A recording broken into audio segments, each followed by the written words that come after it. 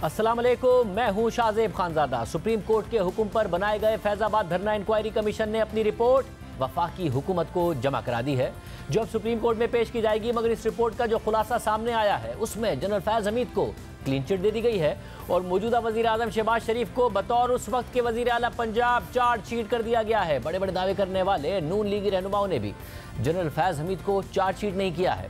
Supreme court ने inquiry commission को नवंबर 2017 में फैजाबाद के मकाम पर तहरीक लब्बैक की जानिब से दिए गए धरने के हवाले से इंक्वायरी करने का हुक्म दिया था और साबिका निगरां हुकूमत ने 15 नवंबर 2023 को साबिक आईजी अख्तर अली शाह की सरबराही में 3 रुकनी इंक्वायरी कमीशन तश्कील दिया था, जिसमें साबिक आईजी इस्लामाबाद ताहिर आलम खान और एडिशनल सेक्रेटरी दाखिला खुशहाल खान शामिल थे। कमीशन ने 149 से ज़ायद सफ़हात पर मुश्तमिल रिपोर्ट वफाकी हुकूमत को भेज दी है, लेकिन इस रिपोर्ट का जो ब्रीफ सामने आया है उसको देखकर लगता है कि इंक्वायरी कमीशन ने अहम सवालात के जवाब देने के बजाय मज़ीद सवालात पैदा कर दिए हैं।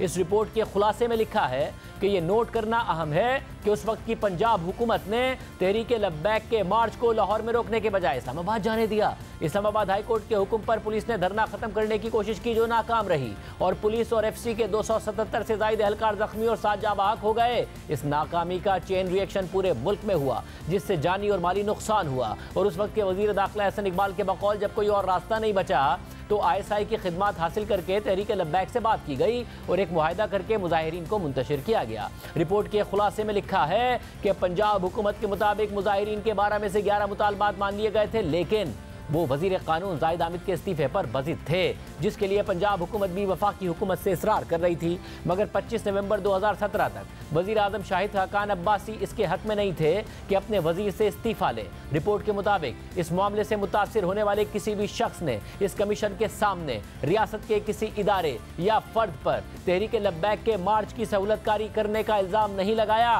रिपोर्ट में लिखा है कि वफाकी हुकूमत चाहती थी कि पंजाब हुकूमत इस मामले से निमट ले, लेकिन पंजाब हुकूमत का मौक़िफ़ था कि उसने खुद से मुताल्लिक 11 मुतालबात मान लिए हैं। एक मुतालबा वफाकी हुकूमत से मुताल्लिक है, इसलिए मुजाहिरीन को इस्लामाबाद जाने दिया जाए। रिपोर्ट में साफ लिखा है कि कमीशन के सामने शाहिद खाकान अब्बासी, हसन इकबाल, जाहिद हामिद, शहबाज शरीफ और उस वक्त के IB चीफ आफ्ताब सुल्तान से वाज़े तौर पर मार्च की सहूलतकारी में एजेंसियों के किरदार से मुताल्लिक पूछा गया, मगर सबने इस बात की तरदीद की कि रियासत के किसी इदारे या फर्द का ऐसे किसी भी अमल से कोई ताल्लुक था। इन हक़ाइक़ की तस्दीक वज़ीर आज़म की ज़ेर सदारत 22 नवंबर 2017 को होने वाले इजलास के मिनट से भी होती है, जिसमें ISI की DGC को वाज़ेह हिदायत दी गई कि वो तहरीक लब्बैक की क़यादत से बात करके मसला हल करवाएं। रिपोर्ट के मुताबिक रिकॉर्ड से पता चलता है कि ख़ास तौर पर पंजाब हुकूमत की जानिब से ढील दिए जाने की वजह से फैज़ाबाद में धरना हुआ। इब्तिदा में वफाकी और सूबाई हुकूमत मामला सुलझाने से हिचकिचाती रही। वज़ीर आज़म शाहिद खाकान अब्बासी चाहते थे कि पंजाब हुकूमत मुजाहिरीन को अपनी हुदूद में रोके, मगर वज़ीर आला पंजाब शहबाज शरीफ ने मशवरा दिया कि मुजाहिरीन को इस्लामाबाद आने दिया जाए। वज़ीर कानून जाहिद हामिद का इस्तीफ़ा मामला हल कर देगा। रिपोर्ट में वाज़ेह तौर पर लिखा है कि क्योंकि साबिक वज़ीर आज़म, साबिक वज़ीर दाखिला, साबिक वज़ीर कानून और साबिक वज़ीर आला पंजाब समेत किसी ने भी इंटेलिजेंस एजेंसीज या उनके किसी एहलकार पर मुजाहिरीन की सहूलतकारी का इल्ज़ाम नहीं लगाया और ना ही ऐसे कोई शवाहिद मैसर थे, इसलिए कमीशन ने रियासत के किसी इदारे या फर्द से रब्ता ही नहीं किया। रिपोर्ट के मुताबिक सारे मामले से निपटने में पंजाब हुकूमत ने कमज़ोरी दिखाई। अगर वो इब्तिदाई में इक़दामात उठाती तो ये नौबत ना आती। मुजाहिरीन को इस्लामाबाद जाने देना मुनासिब फैसला नहीं था। माजी में कई हुकूमतों ने रियासत के बागियों से मुआहदे किए, लेकिन मसाइल बढ़ गए, जिसके बाद रियासत को ऑपरेशन करना पड़े, मगर हुकूमत ने इन मुआहदों की तारीख से कोई सबक नहीं सीखा। रिपोर्ट में साबिक DG ISI lieutenant general retired Faiz Hamid के हवाले से भी अहम बात लिखी है और कहा गया है कि जनरल फैज हमीद उस वक्त मेजर जनरल और ISI में DGC थे। उनको सिक्योरिटी एस्टैब्लिशमेंट की तरफ से जामिन के तौर पर मुआहदे पर दस्तखत करने पड़े और ऐसा DG ISI और आर्मी चीफ की इजाज़त से किया गया। इस बात की उस वक्त के वज़ीर आज़म शाहिद खाकान अब्बासी और वज़ीर दाखिला हसन इकबाल ने भी तस्दीक की। कमीशन ने मज़ीद लिखा है कि अपना वोट बैंक कम होने के डर से पंजाब हुकूमत मामले से दूर रही और मुजाहिरीन को इस्लामाबाद में दाखिल होने दिया। ये एक मिसकंडक्ट है और ऐसा करने वालों के खिलाफ कार्रवाई होनी चाहिए। फैज़ाबाद धरना कमीशन में साबिक DG ISI general Faiz Hamid का दिया गया बयान भी सामने आया है। जियो न्यूज़ के नुमाइंदे एजाज सैयद के मुताबिक जनरल फैज हमीद ने अपने बयान में कहा कि वज़ीर आज़म की सरबराही में हुकूमत ने 22 नवंबर 2017 को धरना ख़त्म करने की जिम्मेदारी मुझे दी थी। मैंने धरना मुनज़्ज़म नहीं कराया बल्कि ख़त्म कराया था। तहरीक लब्बैक मुआहदे पर आर्मी चीफ के दस्तखत चाहती थी। मुआहदे पर मैंने दस्तखत इसीलिए किए कि वो आर्मी चीफ के दस्तखत चाहते थे। मुआहदे पर दस्तखत की इजाज़त ISI चीफ और आर्मी चीफ ने दी थी। हमने तहरीक लब्बैक के माली मामलात की तहकीक नहीं की क्योंकि वो हमारे मैंडेट में नहीं था। सुप्रीम कोर्ट के हुक्म पर बनने वाले इस कमीशन के TORs में लिखा था कि इंक्वायरी कमीशन TLP की गैर कानूनी इमदाद या सहूलतकारी करने वालों की तहकीकात करेगा। फैजाबाद धरने के हक में ऐसे बयानात और फतवे देने वालों के खिलाफ एक्शन तजवीज़ करेगा जिनसे किसी को नुकसान पहुंचा या नुकसान पहुंचने का अंदेशा हुआ। कमीशन कानून और कोड ऑफ कंडक्ट की खिलाफ वर्जी करने वाले केबल ऑपरेटर्स और ब्रॉडकास्टर्स के खिलाफ पेमरा के एक्शन ना लेने की तहकीकात करेगा। सोशल मीडिया या नफरत और तशद्दुद फैलाने की जांच करेगा और इससे बचाव की तजावीज़ देगा। इंक्वायरी कमीशन तयन करेगा कि कोई शख्स या अवामी ओहदेदार कानून या अपनी जिम्मेदारियों की खिलाफ वर्जी का मुर्तकिब तो नहीं हुआ। कमीशन इंटेलिजेंस एजेंसियों के साथ काम करने वालों समेत किसी भी शख्स या सरकारी ओहदेदार के जिम्मेदार होने का तयन करेगा। यह भी तयन करेगा कि अगर उनमें से कोई मुलव्विस है तो इसके खिलाफ कोई तादीबी या कानूनी कार्रवाई करना बनता है या नहीं। या वफाक और सूबों में काम करने वाली तमाम एग्जीक्यूटिव अथॉरिटीज़ की जिम्मेदारी है कि वो कमीशन की हर मुमकिन मुआवनत करें। सुप्रीम कोर्ट ने 15 नवंबर 2023 को फैजाबाद धरना अमल दरामद केस की आम समाअत की थी, जिसके दौरान वफाकी हुकूमत ने इंक्वायरी कमीशन तश्कील देने का ऐलान किया था और समाअत के दौरान चीफ जस्टिस काजी फाइज ईसा ने वाज़ेह किया था कि इंक्वायरी कमीशन को साबिक आर्मी चीफ, वज़ीर आज़म और चीफ जस्टिस को बुलाने का भी इख्तियार होगा। और 16 नवंबर के तहरीरी हुक्मनामे में भी सुप्रीम कोर्ट ने सबके एहतसाब की बात की थी, अपनी माजी की गलतियों को तस्लीम किया था और 9 मई के वाक़यात का भी जिक्र किया था। इससे पहले 6 फरवरी 2019 को सुप्रीम कोर्ट ने फैजाबाद धरना केस का फैसला सुनाया था, जिसमें जस्टिस काजी फाइज ईसा ने लिखा था कि तहरीक लब्बैक ने इस दौरान पहले वफाकी वजीर कानून को हटाने का मुतालबा किया, फिर मुतालबा किया कि वफाकी हुकूमत ही मुस्ताफी हो जाए। इस धरने ने इस्लामाबाद और रावलपिंडी को मफलूज कर दिया। उस वक्त की हुकूमत ने आर्टिकल 245 का इस्तेमाल करते हुए फौज को मदद के लिए तलब किया, मगर 26 नवंबर 2017 की रात को ही हुकूमत और मुजाहिरीन के दरमियान मामला तय पा गया। तहरीक लब्बैक और उसके हामियों ने वर्दी में मौजूद अफराद से पैसे वसूल किए और मुंतशिर हो गए। जैसे काजी फाइज ईसा ने लिखा कि इस समाअत में हमने हसास इदारे के नुमाइंदे से इन कवानीन के बारे में पूछा जो उसे रेगुलेट करते हैं और उसके मैंडेट का तयन करते हैं, तो उन्होंने जवाब दिया कि इदारा मुल्क के कवानीन के तहत चलता है, मगर ये नहीं बताया कि वो कवानीन कौन से हैं। जस्टिस काजी फाइज ईसा ने लिखा कि तमाम हसास इदारों की मुत्तफ़िक़ा राय है कि तहरीक लब्बैक इस धरने से सियासी फ़ायदा हासिल करना चाहती थी। उन्होंने मजहबी जज्बात को उभारा, नफरत की आग लगाई, मुजाहिरीन तशद्दुद पर उतर आए और अमलाक को तबाह किया, जिससे 16 करोड़ रुपए से ज़ायद का नुकसान हुआ। तकरीबन तमाम मुआशी सरगर्मियों को तहरीक लब्बैक ने रोक दिया था। खुफिया इदारों की रिपोर्ट के मुताबिक सियासतदान भी धरने में गए। तहरीक लब्बैक को प्राइम टाइम में फ्री मीडिया पब्लिसिटी दी गई। इस जमात का नाम रातों रात घर घर में लिया जाने लगा। जैसे काजी फाइज ईसा ने अपने फैसले में लिखा था कि पेमरा अपने लाइसेंस ब्रॉडकास्टर्स के कानूनी हुकूक का तहफ़्फ़ुज़ करने में नाकाम हुआ। जियो और डॉन की नशरियात रोकी गई, इसमें खलल डाला गया। पेमरा ने खुद तस्लीम किया कि जियो, डॉन, कंटोनमेंट और DHA में खास तौर पर टारगेट हुए। सहाफ़ी, एडिटर्स, अखबार, ब्रॉडकास्टिंग के इदारों ने यह शिकायत की कि मीडिया को दबाया और खामोश किया जा रहा है। आइन फौज के किसी भी रुकन को सियासी मामलात में शामिल होने से रोकता है, जैसे कि किसी सियासी जमात या फर्द की हिमायत करना। अदालत हुकूमत पाकिस्तान को वज़ारत दिफा के जरिए और आर्मी चीफ, नेवल चीफ और एयरफोर्स चीफ को हिदायत करती है कि वो अपने मातहत इन अफसरान के खिलाफ कार्रवाई करें जिन्होंने अपने हल्फ की खिलाफ वर्जी की है। और आज इस रिपोर्ट ने नून लीगी रहनुमाओं के बयानात की बुनियाद पर जनरल फैज़ हमीद को क्लीन चिट दे दी है और शहबाज शरीफ को बतौर वज़ीर आला पंजाब जिम्मेदार करार दे दिया है। सुप्रीम कोर्ट के बनने वाले कमीशन ने, सुप्रीम कोर्ट के हुक्म पर बनने वाले इस कमीशन ने इस पूरे मामले के इंतजामी पहलू पर बात की है, मगर बहुत से सवालात पैदा होते हैं। नुमाइंदा खुसूसी जियो न्यूज़ एजाज सैयद साहब हमारे साथ मौजूद हैं। एजाज सैयद साहब, बहुत शुक्रिया मैं शो में ज्वाइन करने के लिए। सबसे पहले ये स्टोरी आपने ब्रेक की, रिपोर्ट के मंदरजात सबसे पहले आपने ब्रेक किए, समरी सामने आई है, मगर उस ब्रीफ के अलावा भी आपने बहुत सारी चीज़ें जो रिपोर्ट की हैं। सब इंतजामी जो फेलियर है, इंतजामी नाकामी है पंजाब हुकूमत, उसका तो ये तयन करती है, मगर क्या वाकई जनरल फैज़ हमीद को मुकम्मल क्लीन चिट दे देती है ये कि जी इस धरने के पीछे, मुहरकात के पीछे था कौन? क्यों तहरीक लब्बैक को हर हाल में जनरल फैज़ हमीद की आर्मी चीफ ही की गारंटी चाहिए थी धरना खत्म करने के लिए? कौन लेके आया? किसने मीडिया चैनल्स बंद कराए? इसका कोई तयन नहीं किया। जी बिल्कुल ये तयन नहीं किया। अगर इसके TORs देखें जो कि तय हुए थे हुकूमत को जब हुक्म दिया गया था सुप्रीम की तरफ से, तो कुल 11 TORs थे और 11 TORs में जो सबसे अहम TORs थे वो TOR नंबर 6 और TOR नंबर 7 था। और ये 2 TOR क्या थे? इसमें सुप्रीम कोर्ट ने वाज़ेह तौर पर कहा था कि जो कमीशन है वो इस बात का जायजा ले कि क्या वाकई को खुफिया इदारे इसमें इन्वॉल्व थे। लेकिन अगले टीओआर में ये भी कहा गया था 7 में कि जिम्मेदारी का तयन किया जाए। तो ये दोनों टीओआर्स अगर पूरे कमीशन की रिपोर्ट देखी जाए तो उनका मुनासिब जवाब नहीं दिया गया, जिम्मेदारी तय नहीं की गई। उसकी एक बड़ी बुनियादी जो वजह है वो ये है कि किसी बंदे ने भी आके कमीशन के सामने किसी खुफिया इदारे का जिक्र नहीं किया, बल्कि अबसार आलम सिर्फ वाहिद वो आदमी थे जिन्होंने चेयरमैन पैमरा की हैसियत से आके नाम लिया डीजीसी का, उस वक्त के डीजीसी बाद के ISI chief general Faiz Hamid का। उनके अलावा जो वजीर आजम थे उस वक्त के शाहिद खाकान अब्बासी और उस वक्त के वजीर दाखिला और कोई भी सियासी शख्सियत हो या सरकारी शख्सियत हो, किसी ने किसी खुफिया इदारे का नाम नहीं लिया। और तो और जो इंटेलिजेंस ब्यूरो है जो उस वक्त रिपोर्ट करती रही कि इसके पीछे उस वक्त की आईएसआई का हाथ था, उन्होंने भी कोई मुनासिब बयान आकर नहीं दिया, ना कोई एविडेंस दी कमीशन के सामने आके जिससे ये साबित हो सके कि वाकई ये थे।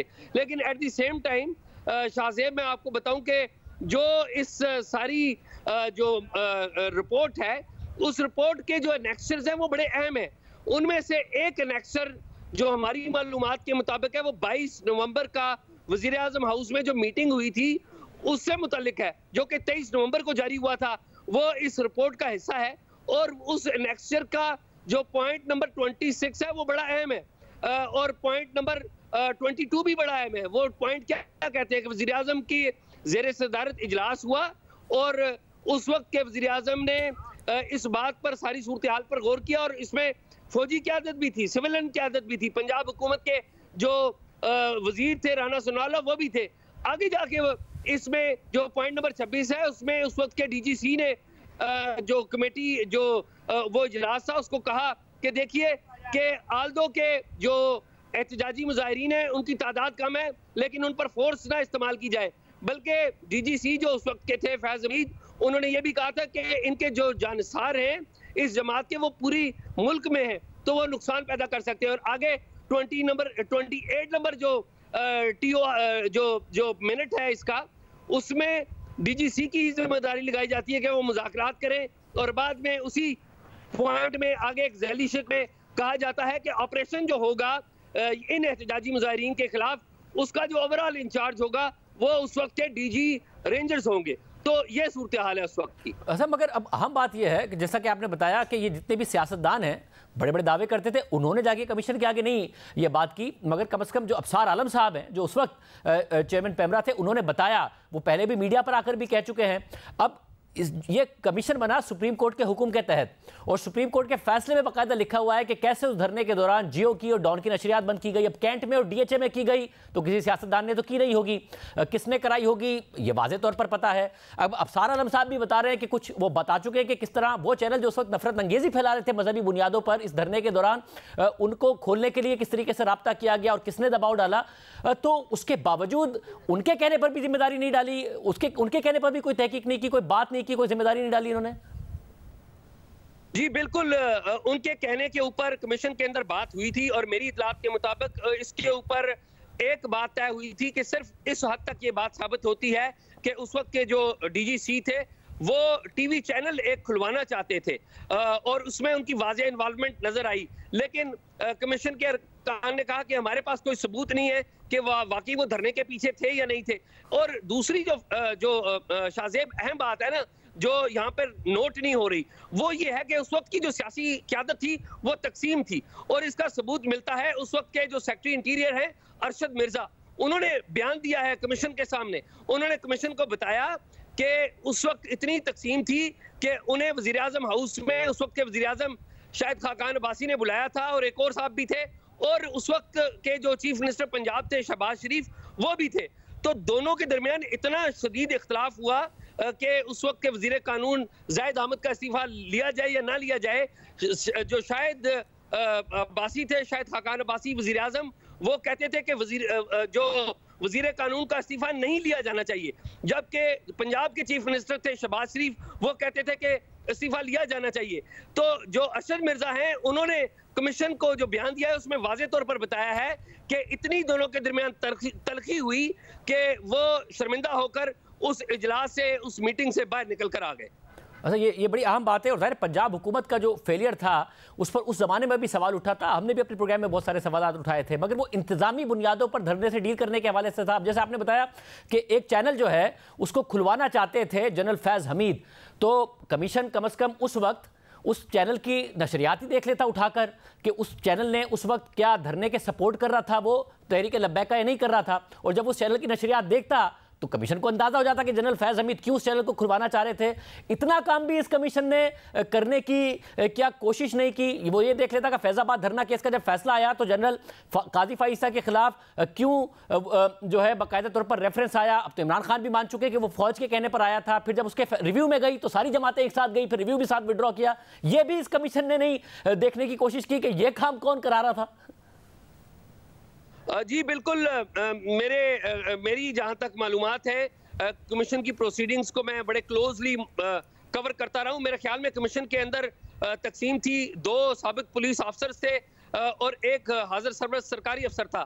जो हाजिर सरबरस्त सरकारी अफसर था गो के बड़ा वाइब्रेंट अफसर है खुशहाल खान, बड़ी अच्छा बैकग्राउंड है, बड़ा अच्छा प्रोफाइल है, बड़ी अहम जगहों पे सर्व कर चुका है, टेररिज्म को जानता है, एक्सट्रीमिज्म को जानता है, लेकिन अल्टीमेटली वो सरकारी अफसर है। सरकारी अफसर किसी ताकतवर शख्स से या किसी ताकतवर इदारे के ऊपर उंगली नहीं उठा सकते, क्योंकि उनकी पोस्टिंग प्रमोशन भी प्रॉब्लम में होती है। लेकिन 2 जो रिटायर्ड पुलिस अफसर्स थे उनमें से मेरी इत्तलात के मुताबिक जो इख्तलाफ था उन दोनों के अंदर, एक जो पुलिस अफसर है वो बहुत सारे मामलात पे इख्तलाफ करते रहे, जबकि दूसरे पुलिस अफसर जो कि सरबराह थे उनका पॉइंट ऑफ व्यू जरा डिफरेंट रहा है। बहुत शुक्रिया। ऐसे ये तफसीलात बता रहे थे। सुप्रीम कोर्ट के हुक्म पर यह कमीशन बना था जिसने मज़ीद सवालात उठा दिए हैं। साबिक IG अख्तर अली शाह सरबराही कर रहे थे इस कमीशन की, साबिक IG इस्लामाबाद ताहिर आलम खान और एडिशनल सेक्रेटरी दाखिला खुशहाल खान भी इस कमीशन में शामिल थे।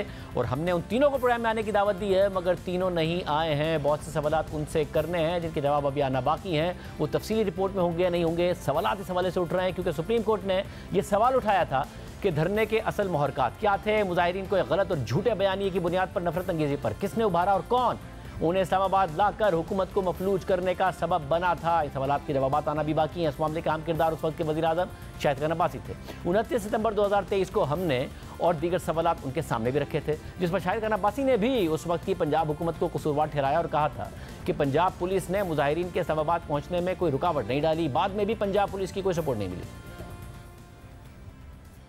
हफ्ते का दिन था और मैंने ये सारा मामला खुद देखा है। मैं स्कैनी गवाह हूँ क्योंकि मैं हेलीकॉप्टर से लाहौर जा रहा था। जिस तरह पुलिस ने वहाँ पर एक्शन किया वो भी काबिल दीद था। जिस तरह आप माल रोड पर चहलकदमी करते हैं इस तरह पुलिस ने कार्रवाई की और वो सारी कार्रवाई मैंने खुद देखी है और उसके कुछ फोटोज भी मेरे पास हैं जो मैंने हेलीकॉप्टर से लिए थे। जो पंजाब पुलिस थी जिसके पास उस वक्त तकरीबन 30,000 की नफरी उनके डिस्पोजल पे थी, उनकी कोई गाड़ी भी वहाँ पर नहीं थी। इस तरफ इस्लामाबाद पुलिस के मेरे ख्याल 200-250 लोग थे जो बड़े आराम से उन्होंने कुछ आंसू गैस के गोले मारे पुल की तरफ, तो पुल की तरफ से एक बहुत सख्त कार्रवाई हुई और वापस आंसू गैस के जो ग्रेनेड थे वो मारे गए और पुलिस पसपा हो गई। ये सारी बात थी। मैं वहाँ से लाहौर गया, IG पुलिस पंजाब से भी एयरपोर्ट पे वो आए थे, होम सेक्रेटरी भी थे और वो सारे बड़े शर्मिंदा नजर आ रहे थे। शाम का वक्त था, फिर हम वहीं से गुजरे हेलीकॉप्टर में तो मैंने देखा कि पंजाब पुलिस की सिर्फ एक गाड़ी थी और वो चांदनी चौक पर जो तकरीबन 2-2.5 किलोमीटर दूर है वहाँ पर खड़ी थी और चौधरी निसार साहब के घर पर एक जत्थे ने हमला किया था जिस पर कोई वहाँ पर पुलिस उसको रोकने के लिए नहीं थी। वहाँ पर चंद जो उनके सिक्योरिटी के लोग तैनात थे जो शायद रेंजर या FCC से ताल्लुक रखते थे, उन्होंने बड़ी हिम्मत करके वो हमला पसपा किया और उनके घर को बचाया। धरना जो था ये आया भी था तो वो पंजाब पुलिस ने कोई रुकावट नहीं डाली, उनकी अपनी कोई स्ट्रेटेजी थी और उन्होंने उनको एस्कॉर्ट करके आके फैजाबाद में छोड़ दिया था और उसके बाद भी पंजाब पुलिस की तरफ से कोई हमें सपोर्ट नहीं मिली। तो इस्लामाबाद पुलिस थी उसकी मैंने खुद कैफियत देखी है कि वो बिल्कुल कोई कार्रवाई करने पर तैयार नहीं थे। जो पैरा मिलिट्री फोर्सेस थी वो हमें अवेलेबल नहीं थी और फ़ौज के बारे में जनरल बाजवा साहब से बात हुई तो उन्होंने यही कहा और दुरुस्त कहा। उन्होंने कहा कि फ़ौज जो होती है वो इस किस्म के मामलात हैंडल करने के लिए नहीं होती, वो सिर्फ गोली उनके पास बंदूक होती है, उनके पास कोई और चीज़ नहीं होती जिससे वो इस किस्म के मामलात को मुंतशिर कर सकें। तो बहरहाल फ़ौज का मामला तो नहीं था लेकिन पैरा मिलिट्री फोर्सेज भी नहीं थी और मैंने उनसे कहा कि जनाब भी मुल्क का मामला है, हम सबको खड़े होकर इसको तय करना पड़ेगा। बहरहाल वो तय तो हो गया बाद में, लेकिन मेरा ख्याल है कि उसमें काफ़ी जो रेट ऑफ द स्टेट थी वो काफ़ी मुतासिर हुई। शाहिद खान अब्बासी ने यह भी कहा कि मैंने एहसन इकबाल को मुआहदे पर दस्तखत करने से मना किया था, मगर मुशावरत के बाद उन्होंने दस्तखत करना मुनासिब समझा। यह गैर मामूली बात थी कि सरकारी अफसरान, आला फौजी अफसरान और वज़रा की तरफ से मुआहदे पर दस्तखत किए गए। एक आला सतह का इजलास होता है और सरबराही डीजी रेंजर्स को सौंप दी जाती है कि जी अब आप इस्लामाबाद में धरने के हवाले से आपकी सरबराही है। इतवार की शाम को वजारत दाखिला का नोटिफिकेशन होता है। 26 नवंबर से 3 दिसंबर तक फैज़ाबाद धरने की सूरत हाल कंट्रोल करने के लिए ऑपरेशन का इंचार्ज डीजी रेंजर्स पंजाब को बनाया जाता है, मगर फिर अगले ही दिन 27 नवंबर 2017 को जाहिद आमिद का इस्तीफा आता है, धरना खत्म हो जाता है, मुआहदा होता है। मुआहदे पर एहसन इकबाल साहब और जनरल फैज़ हमीद के बतौर जामिन दस्तखत होते हैं। ये क्या हुआ? जी देखें, ये सब बातें रिकॉर्ड का हिस्सा हैं। जो दस्तखत था, मुझे रात को एहसन इकबाल साहब ने पूछा, मैंने कहा कि आप इसमें दस्तखत मत करें, हमें ऐसे एग्रीमेंट पर दस्तखत नहीं करने चाहिए, ये एक रवायत बन जाएगी। बहरहाल उनकी आपस में मुशावरत हुई रात के उसके जब मेरी बातचीत के बाद, तो एहसन इकबाल साहब ने दस्तखत किए और मैं उस बात की हिमायत करता हूँ। मेरे वजीर थे जो उन्होंने फैसला किया मौके की मुनासबत से, उन्होंने मुनासिब समझा कि ये इस मामले को हल करने दस्तखत करना जरूरी है, उन्होंने किए और ये सारा मामला खत्म हुआ। गहराई में जाएंगे तो मामलात काफी टेढ़े हैं सारे बात में। जनरल फैज हमीद को जामिन बनाने का आइडिया आपका था, एहसन इकबाल साहब का था, उनका खुद का था? कहां से बन गए वो जामिन? नहीं, वो हुकूमत की तरफ से, जो आईएसआई की तरफ से उस मामले में वो भी उनसे जो नेगोशिएशन थी उसमें शामिल थे, तो ये वहीं से सारी दस्तखत वगैरह हुए। ये काफ़ी अनयूजुअल बात थी कि दस्तखत किए जाएं सरकारी अफसरान की तरफ से, ख़ास तौर पे आला फौजी अफसरान की तरफ से या किसी मिनिस्टर की तरफ से। ये आमतौर पर डीसी वगैरह ये एग्रीमेंट साइन करते हैं, डिप्टी डीसी या कमिश्नर करते हैं। ये मामलात जो हमें नज़र आता है उससे काफ़ी पेचीदा है और ये मेरा ख्याल है कि टीवी की जीनत नहीं बनने चाहिए। अगर मुझे अदालत तलब करती है तो मैं उनके सामने सारे हक़ाइक़ रख दूंगा जो मेरी नॉलेज में उस वक्त थे और एहसन इकबाल साहब भी रख देंगे। मगर फिर जब कमीशन बना तो कमीशन ये कह रहा है कि किसी ने भी इल्ज़ाम नहीं लगाया, तो शाहिद खान अब्बासी साहब ने इस कमीशन के आगे क्यों नहीं बात की जब वो कह रहे थे कि मीडिया की जीनत नहीं बनना चाहिए, आगे हम मामलात रख दूंगा, अगर अदालत तलब करती है तो अदालत के फैसले के बाद ही कमीशन बना था। फिर 2 अक्टूबर 2023 को प्रोग्राम कैपिटल टॉक में एहसन इकबाल ने कहा कि मुझे भी जनरल फैज़ हमीद की जानिब से मुआहदे पर दस्तखत करने पर एतराज़ था, मगर जनरल फैज़ हमीद ने कहा कि दूसरी पार्टी मेरे दस्तखत के बगैर इसे तस्लीम नहीं करेगी। जब फिर ये मुआहदा सारा हो रहा था तो मैं प्राइम मिनिस्टर से इन टच था, तो मैंने प्राइम मिनिस्टर से जब ये पूरी इबारत बताई तो शायद खाकान अब्बासी साहब ने भी कहा कि बेहतर नहीं लगता कि जनरल साहब इसे साइन करें। मैंने भी फिर उन्हें कहा, मैं कहा जनरल साहब ये आपका ये एक पॉलिटिकल डॉक्यूमेंट है, इसके ऊपर आपका दस्तखत होना कोई मुनासिब नहीं लगेगा। उन्होंने जनरल फैज़ ने मुझे ये कहा जी कि दूसरी पार्टी इसको एक्सेप्ट नहीं करेगी जब तक मेरे इस पर दस्तखत नहीं होंगे। मुझे याद अच्छी तरह सुबह के वक्त मैंने कहा कि ये आपके लिए भी मुनासिब नहीं, आपके इदारे के लिए भी ठीक नहीं, लेकिन उनका जवाब ये था कि ये फिर कबूल नहीं होगा मुआहदा अगर इसको मैं वो गारंटी मेरी मांग। हमने शाहिद खान अब्बासी से उस वक्त के डीजी रेंजर्स की जानिब से मुजाहिरीन में पैसे बांटने से मुतालिक सवाल पूछा कि एक्शन के वक्त रेंजर्स क्यों नहीं आई, तो उन्होंने कहा कि जब पंजाब पुलिस नहीं आई तो रेंजर्स भी नहीं आई। मगर ऑपरेशन की जो सरबराही थी वो रेंजर्स को दी और जो रेंजर्स के सरबराह थे वो अगले दिन हज़ार रुपए बांट रहे थे मुजाहिरीन में। ये किसका आइडिया था? जी ये उस दिन हुआ, ये आप उस वक्त की बात कर रहे हैं जब ये पुलिस एक्शन हो चुका था और पुलिस उनको मुंतशिर करने में नाकाम रही थी और मैंने बताया कि बहुत ही बददिली से वो ऑपरेशन हुआ। अगर पुलिस बददिली थी या पसपाई का सामना था तो उस वक्त रेंजर्स क्यों नहीं आई? देखिए रेंजर्स जो थी वो चूँकि पंजाब पुलिस ही नहीं आई तो जब वो नहीं आए तो रेंजर भी नहीं आई। फिर 4 जनवरी 2024 को ख्वाजा आसिफ ने हमारे प्रोग्राम में कहा कि धरने के वक्त असल हुकूमत तो इन्हीं की थी, बंदे भी उन्होंने लाकर बिठाए थे। मुझे जनरल बाजवा ने खुद बताया कि मुजाहिरीन के पास किराया नहीं था तो हमने उन्हें किराया दिया था। जनरल फैज़ हमीद का जो बयान उन्होंने रिकॉर्ड कराया फैज़ाबाद धरना कमीशन में, उन्होंने तो कहा कि मैंने जो किया हुकूमत के कहने पर किया, अगर टीएलपी से मुज़ाकरात किए वो भी हुकूमत के कहने पर किए। आपको तो बयानिया था उनके खिलाफ, वो पूरा बयानिया बना रहे हैं आपके खिलाफ। ये बयान देके कि भाई शाहजेब हुकूमत उन्हीं की थी ना, जनरल फैज़ साहब की हुकूमत थी और किसकी हुकूमत थी? आपकी हुकूमत थी ना 2017-18 में, वो शाहिद खान अब्बासी साहब वज़ीर आज़म थे। नहीं हुकूमत तो उन्हीं की चल रही थी ना, बंदे किन्होंने ला के बैठाए हुए थे। मैं आपको बता देता हूँ, ये जो पैसे दिए गए ना, ये सिक्योरिटी की कमेटी में हमने पूछा, मैंने पूछा जनरल बाजवा से कि वो पैसे क्यों बांटे गए? कहते उनके पास किराया नहीं था, हमने उनको किराया दिया था, वो घर वापस चले थे। मुझे कहा उन्होंने, मगर वो साजिश की तरदीद कर रहे हैं। वो कह रहे हैं मैंने कोई साजिश नहीं की, जो हुकूमत ने कहा मैंने कर दी और नेगोशिएशन कर ली। मेरा मतलब है साजिशी कभी मानते हैं कि हमने साजिश की है, फिर साजिश तो नहीं रहती, फिर उसको कोई और नाम दिया जा सकता है, साजिश का नाम तो नहीं दिया जा सकता। दैट होल सिनेरियो जो उस वक्त मौजूद था 2017-18 में, शायद अब्बास साहब की हुकूमत में जब वो वजीर आजम थे, या मियां नवाज शरीफ की हुकूमत में, धरना PTI धरना ऑनवर्ड जो सारे के सारा मामला थे, वो सारे मामला जो थे यही कंट्रोल कर रहे थे, जिनकी तस्वीर इस वक्त आप डिस्प्ले कर रहे हैं, या इनके जो बॉस थे जनरल माजर साहब, वही रन कर रहे थे।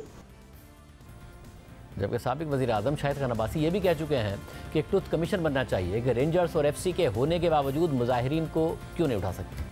और आज मेज़बान आसमा शराजी के प्रोग्राम में वज़ीर दिफा ख्वाजा आसिफ ने कहा है कि ये रिपोर्ट किस तरह मुकम्मल हो सकती है जब दो मरकज़ी किरदार कमीशन के सामने पेश ही नहीं हुए। इस रिपोर्ट की कोई वक़्त नहीं। इस वक्त वज़ीर दिफा ख्वाजा आसिफ साहब बाकायदा तौर पर इस कमीशन की रिपोर्ट को ही मुस्तरद कर रहे हैं, उनके काम की संजीदगी को मुस्तरद कर रहे हैं। वो कह रहे हैं कि जो मरकज़ी लोग थे वो तो इसमें पेश ही नहीं हुए, जनरल बाजवा हों, जनरल फैज़ हमीद हों। उस वक्त वज़ीर कानून पंजाब थे राना सनाउल्लाह साहब। कमीशन ने सारी जिम्मेदारी डाल दी है उस वक्त की पंजाब गवर्नमेंट के इंतजामी नाकामी पर। राना साहब बहुत शुक्रिया मुझे ज्वाइन करने के लिए। राना साहब पूरा बयानिया बनाया नवाज शरीफ साहब ने, आप लोगों ने, कि जी फैज़ाबाद धरना से मामला तकरीबन आगे बढ़ रहे थे। नवाज शरीफ साहब को डिस्क्वालीफाई करने के बाद फिर ये ऑपरेशन लॉन्च किया गया, जनरल फैज़ हमीद इसके रुए रवा थे, किस तरह DG रेंजर्स ने पैसे बांटे। अब ये कमीशन कह रहा है कि शाहिद खान अब्बासी साहब, एहसन इकबाल साहब, जाहिद आमिर साहब, शहबाज शरीफ साहब, उस वक्त के DGIB आफ्ताब सुल्तान साहब, उन्होंने किसी ने भी मार्च की सहूलतकारी में, जो मार्च था तहरीक लब्बैक का, उसकी सहूलतकारी में एजेंसियों के किरदार से मुतालिक पूछा उनसे, तो सब ने इस बात की तरदीद कर दी। तो अब जनरल फैज़ हमीद को क्लीन चिट मिल गई। आपकी पंजाब हुकूमत, उस वक्त आप मुज़ाकरात कर रहे थे, आप मामला आगे बढ़ा रहे थे, आप लोगों के ऊपर सारी जिम्मेदारी आ गई। नहीं, देखें, जहाँ तक वो पैसे बांटने का अमल था वो तो खैर एक गलत अमल था, उसको उस वक्त भी लोगों ने कंडेम किया। लेकिन मामला ये है कि इसमें जो TLP के लोग हैं उनका एक मुद्दा था, उनका एक मुतालबा था, और उस मुतालबे के लिए वो आना चाहते थे इस्लामाबाद।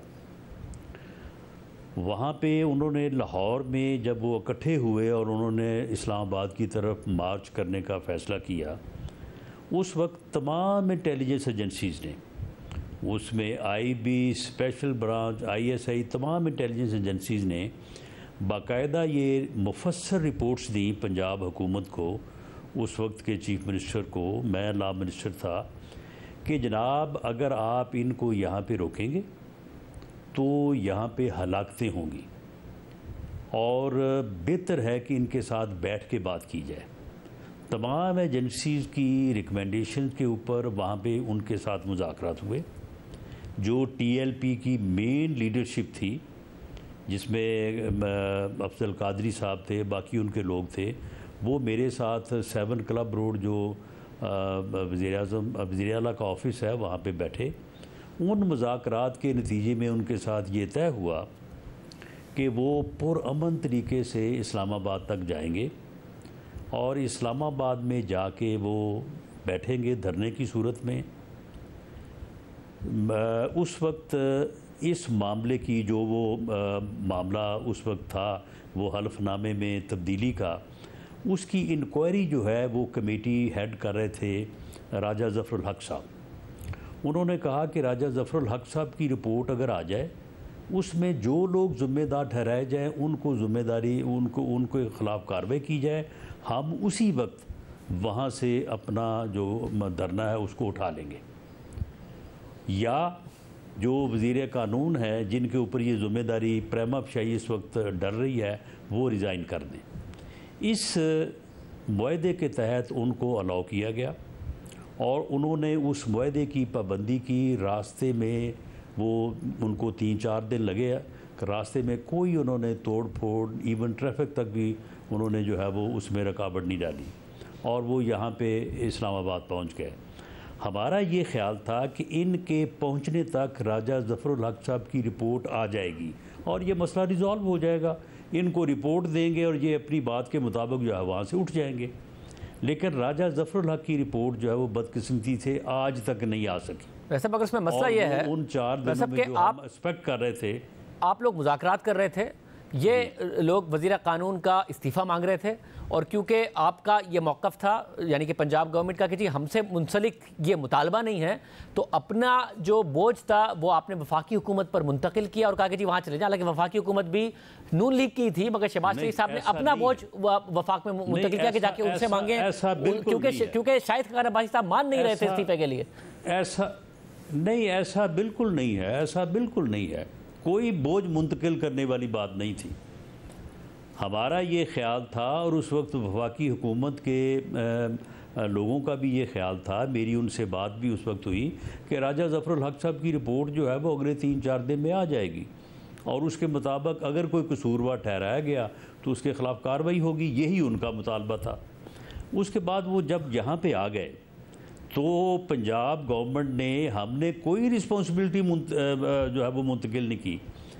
मैं यहाँ पे हाज़िर हुआ और जिस दिन ऑपरेशन हुआ है उससे एक दिन पहले पंजाब हाउस में TLP का वफद और दूसरी तरफ से SN इकबाल साहब उस वक्त इंटीरियर मिनिस्टर थे, ज़ाहिद हामिद साहब जो लॉ मिनिस्टर थे, ख्वाजा साद रफ़ीक साहब जो उस वक्त मिनिस्टर रेलवे थे, हमारी यहाँ पे बाकायदा मीटिंग्स हुई और उन मीटिंग्स में भी TLP वालों ने कहा कि जी या तो राजा ज़फ़रुल हक साहब की रिपोर्ट आ जाए या फिर ये है कि ज़ाहिद हामिद साहब इस्तीफ़ा दे दें। अगर उनके इस्तीफ़े के बाद हम उठ जाएंगे उसी वक्त, लेकिन अगर बाद में पता चले कि ज़ाहिद हामिद साहब का तो कसूर ही नहीं है राजा ज़फ़रुल हक साहब की रिपोर्ट में, तो आप उनको दोबारा जो है वो ओहदे दें, हमें कोई इतराज़ नहीं होगा। तो उस वक्त भी वो इस बात के ऊपर, मगर शहबाज शरीफ साहब तो कह रहे थे ना कि ज़ाहिद हामिद साहब को इस्तीफ़ा दे देना चाहिए। ज़ाहिद हामिद साहब खुद इस्तीफ़ा देने को तैयार थे, मगर उस वक्त के वज़ीर आज़म शाहिद खान अब्बासी साहब का यह ख्याल था कि इस तरीके से नहीं सरेंडर करना चाहिए हुकूमत को। सुन लें जत्थे के आगे मेरी बात मुकम्मल होने दें।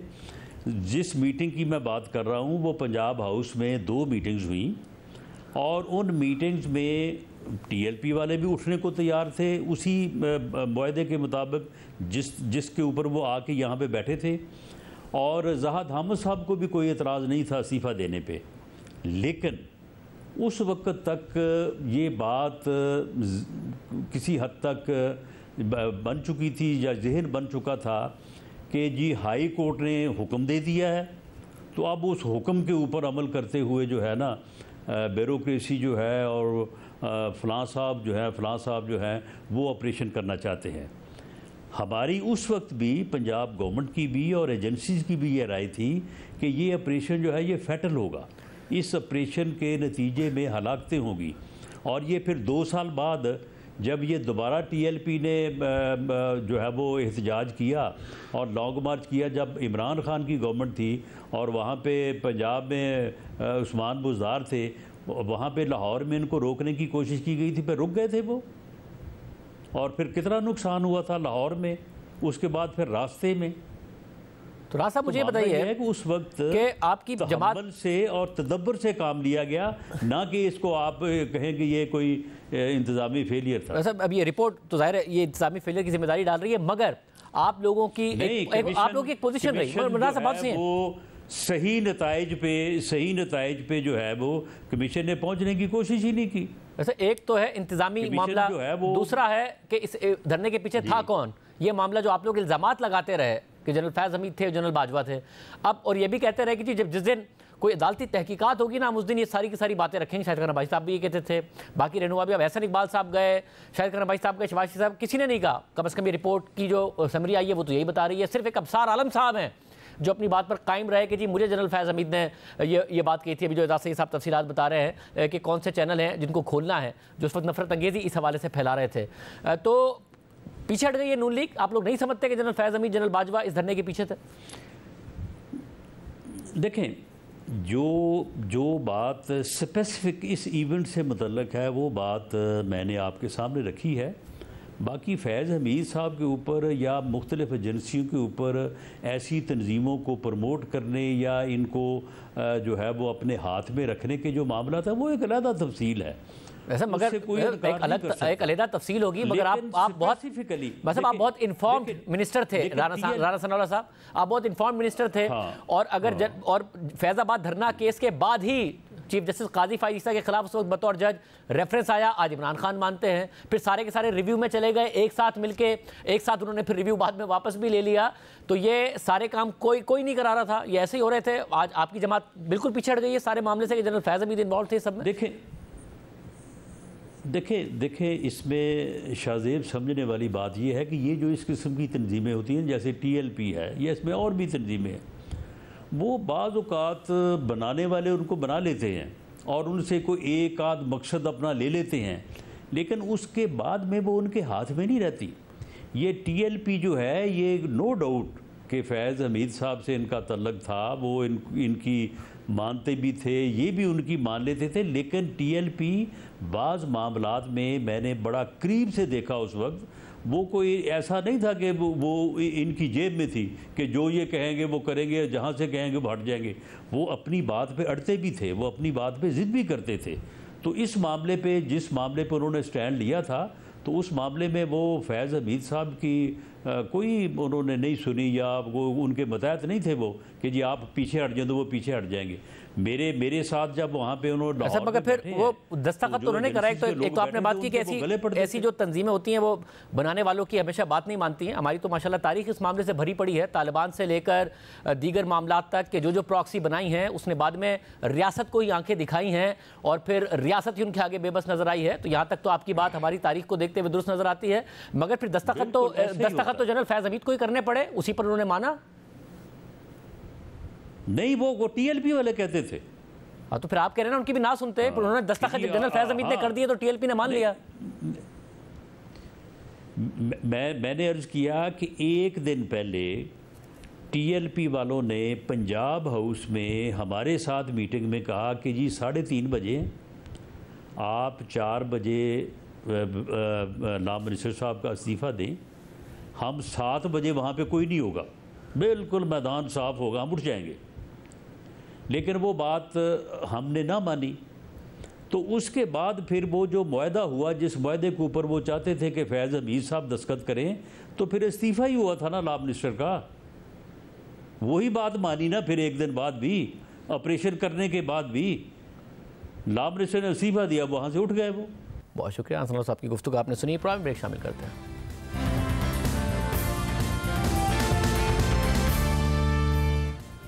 वज़ीर आज़म शहबाज शरीफ के दौरा सऊदी अरब के बाद कल सऊदी वज़ीर ख़ारजा शहज़ादा फैसल बिन फरहान की सरबराही में सऊदी वज़रा का वफ़द पाकिस्तान आया। वज़ीर आज़म शहबाज शरीफ के दौरा सऊदी अरब के बाद जारी होने वाले एलामिया के मुताबिक दोनों ममालिक के दरमियान $5 अरब की सरमायाकारी के पैकेज को तेज़ी से आगे बढ़ाने के अज़म का इजहार किया गया। और फिर सऊदी वज़ीर ख़ारजा शहज़ादा फैसल बिन फरहान की सरबराही में सऊदी वज़ीर बराए पानी और ज़राअत, वज़ीर बराए सनत और मादनियात, नायब वज़ीर सरमायाकारी और सऊदी वज़ारत तवानाई और सऊदी फ़ंड बराए जनरल इन्वेस्टमेंट के सीनियर अफसरान पर मुश्तमिल वफ़द कल पाकिस्तान के 2 रोज़ा दौरे पर आया। दौरा पाकिस्तान के दौरान सदर मुमलिकत आसिफ अली ज़रदारी और वज़ीर आज़म शहबाज शरीफ से मुलाकात के बाद आज स्पेशल इन्वेस्टमेंट फैसिलिटेशन काउंसिल की जानिब से सरमायाकारी के अहम शोबों के हवाले से उन्हें ब्रीफिंग दी गई, जिसके बाद सऊदी वज़ीर ख़ारजा शहज़ादा फैसल बिन फरहान और वज़ीर ख़ारजा इसहाक़ डार ने प्रेस कॉन्फ्रेंस की, जिसमें वज़ीर ख़ारजा इसहाक़ डार ने बताया कि पाकिस्तान सऊदी सरमायाकारों को मुकम्मल तहफ़्फ़ुज़ और ताउन फराहम करेगा। सऊदी वफ़द से IT, मादनियात, ज़राअत और दीगर शोबों में सरमायाकारी पर बातचीत हुई, जबकि इस दौरान सऊदी वज़ीर ख़ारजा शहज़ादा फैसल बिन फरहान ने पाकिस्तान में सरमायाकारी बढ़ाने पर जोर दिया।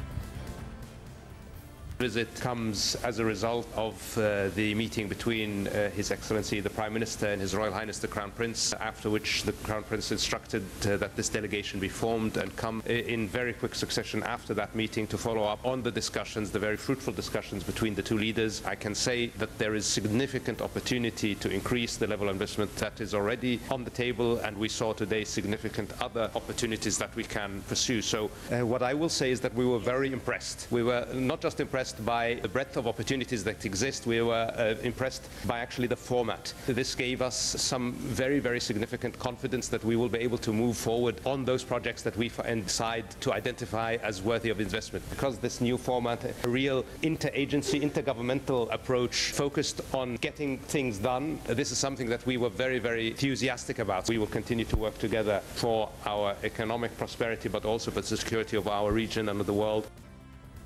तमाम मीटिंग्स में मौजूद थे, कोऑर्डिनेशन करते रहे, वो हैं वज़ीर पेट्रोलियम मुसद्दिक मलिक साहब। मलिक साहब बहुत शुक्रिया शो में ज्वाइन करने के लिए। सब ज़ाहिर है आप इन तमाम मीटिंग्स में शरीक रहे, क्योंकि 2019 में भी बहुत ज़्यादा बातें हुई पाकिस्तान में इन्वेस्टमेंट आने की, सऊदी इन्वेस्टमेंट के हवाले से। इसलिए अब क्या समझा जाए कि बहुत संजीदगी से कोशिश हो रही है और ये इन्वेस्टमेंट बहुत जल्द आ जाएगी, और किन एरियाज़ में बहुत जल्द आ जाएगी? जी मेरे ख्याल में जो चीज़ें आज हमने जो गुफ्तगू का महवर रहीं, उसमें एक तो पेट्रोलियम से रिलेटेड रिफ़ाइनरीज़ थी, 2 मुख्तलिफ रिफ़ाइनरीज़ हैं जिनके ऊपर डिस्कशन चलती रही। एक तो नई रिफ़ाइनरी है लगाने के लिए, और एक हमारी एग्जिस्टिंग रिफ़ाइनरी है PRL, उसमें इन्वेस्टमेंट के हवाले से गुफ्तगू थोड़ी बढ़ती रही। उसके अलावा माइनिंग के जो इलाका है, जैसे कि आपको मालूम है कि पाकिस्तान में बहुत बड़ी कॉपर की माइंस जो हैं वो दरियाफ्त हुई हैं, तो उन माइंस के हवाले से माइनिंग और उसकी डाउनस्ट्रीम एक्टिविटीज़ जो हैं उनको आगे बढ़ाने के हवाले से बहुत सी गुफ्तगू रही। और फिर जो इंफ्रास्ट्रक्चर हमें चाहिए, उस इंफ्रास्ट्रक्चर के लिए, यानी अगर हमने माइनिंग का इंफ्रास्ट्रक्चर डेवलप करना है, उसको पोर्ट से जोड़ना है, तो उसके लिए हमें रेलवे के कनेक्शंस चाहिए, उसके लिए हमें पानी चाहिए, उसके लिए हमें सड़क चाहिए। उस हवाले से जो पाकिस्तान में इन्वेस्टमेंट्स की जा सकती हैं, उन पे बहुत सी बात हुई। और अब ये माइनिंग हो या एग्रीकल्चर हो या सनती तरक्की हो, उसके लिए बिजली या तवानाई की ज़रूरत बहुत ज़्यादा है। तो बिजली की बोथ ट्रांसमिशन लाइंस, क्योंकि आपको याद होगा आपने भी बहुत से प्रोग्राम किए हैं, बाज़ मरतबा हमारी कैपेसिटी पेमेंट सिर्फ इस वजह से बढ़ जाती है कि हम सही तरह से ट्रांसमिट नहीं गर्मियों में कर पाते, जब बिजली पैदा हो रही होती है कराची या साउथ के इलाके में और उसकी डिमांड नॉर्थ में होती है। तो उस हवाले से कुछ ट्रांसमिशन लाइंस के हवाले से बड़ी गुफ्तगू हुई कि उन ट्रांसमिशन लाइंस में इन्वेस्टमेंट करनी है। ये जो हमारी शमसी तवानाई है, उसके बड़े प्रोजेक्ट एक में बहुत ज़्यादा इंटरेस्ट था, उस पर काफ़ी गुफ्तगू रही। और फ्रेमवर्क किसका हमारी इस हवाले कहा जा सकता है कि फ्रेमवर्क कितना फाइनल है कि गुफ्तगू से आगे बढ़कर ये इन्वेस्टमेंट आ रही होगी, और कितने अरसे में आ रही होगी? देखिए, एक तो फ्रेमवर्क पहले है क्या, 2 फ्रेमवर्क हैं। एक फ्रेमवर्क तो ये है कि इस मर्तबा बड़े डिसिप्लिन से जो पाकिस्तान ने अपनी प्रेजेंटेशंस दी हैं, उसमें ना सिर्फ उन्होंने बताया है कि ये क्या प्रोजेक्ट है, बल्कि उसकी एक वैल्यू प्रपोजिशन, यानी इस प्रोजेक्ट में से किस तरह वैल्यू क्रिएट की जा सकती है, वो भी सामने रखा गया है इन्वेस्टर्स के। और वो वैल्यू कैप्चर कैसे की जा सकती है, यानी इन्वेस्टर्स के लिए बिजनेस मॉडल क्या होगा, वो कहाँ पे इन्वेस्टमेंट करेंगे और किस तरीक़ाकार से वो कारोबार चलाएंगे कि वो नफ़ा कमा सकें, वो भी सामने रखा गया। फिर उस नफ़े की वजह से किस तरह की कॉस्ट्स आएंगी, इन्वेस्टमेंट्स आएंगी, रेवेन्यूज़ आएंगे, प्रॉफिटेबिलिटी आएगी, वो भी सामने रखा गया। और फिर अगर वो इन्वेस्टमेंट कर दें तो उनको किस तरह के रिटर्न्स मिलेंगे, ये भी सामने रखा गया। यानी एक बड़ी मुअस्सर पिच बुक बना के तमाम चीज़ें एक टीज़र की शक्ल में एक एक प्रोजेक्ट की उनके सामने रखी गई, जिस पर बाकायदा छोटे छोटे ग्रुप्स में फिर डिस्कशन हुई। एक तो इससे उनका एतमाद बहुत ज़्यादा बढ़ा कि काफ़ी काम करने के बाद हम इन्वेस्टमेंट पिच कर रहे हैं। दूसरा, SIFC के हवाले से मैं समझता हूँ कि उनका बहुत कॉन्फिडेंस हुआ जब हमने उनको दिखाया कि एपेक्स कमेटी जो है उसमें वज़ीर आज़म उसको हेड कर रहे हैं, उसमें तमाम वज़राए आला भी शामिल हैं, उसमें वज़ीर भी शामिल हैं, उसमें chief of the army staff भी शामिल हैं, फिर मैनेजमेंट कमेटी में तमाम वज़रा शामिल हैं और तमाम वज़ीर जो सूबाई वज़रा हैं वो शामिल हैं। वो दिखाया कि ताकि सूबों में अगर कोई काम रुक जाता है तो वो भी रियल टाइम में हो जाए। फिर इम्प्लीमेंटेशन तहसील और डिस्ट्रिक्ट लेवल पे दिखाई उन्हें कि किस तरह ये तमाम काम होंगे जो हमारे यहाँ हर्डल्स पड़ जाती हैं कि कोई चीज़ सूबे के पास है, कोई चीज़ जो है वो लोकल बॉडीज़ से ताल्लुक़ रखती है, कुछ वफाकी सब्जेक्ट हैं। तो एक whole of the government approach जिसमें तमाम गवर्नमेंट, चाहे वो सूबाई है, चाहे वो ज़िलाई है, चाहे वो वफाकी है, वो सब एक जगह पे इकट्ठे हो गए, तमाम इदारे इकट्ठे हो गए ताकि किसी भी इन्वेस्टर की कोई भी प्रॉब्लम सॉल्व की जाए। ये भी बताया गया कि देखिए ये वो तारीफ भी करते नजर आ रहे थे आप, जो कुछ एक लीगल मामलात के हवाले से उनके कंसर्न रहते थे, क्या वो भी एड्रेस हुए? और साथ में क्या कोई प्राइवेटाइजेशन में भी उनका इमीडिएट इंटरेस्ट है कि कोई जो प्राइवेटाइजेशन हो रही हो उसमें उनकी तरफ से सरमायाकारी है?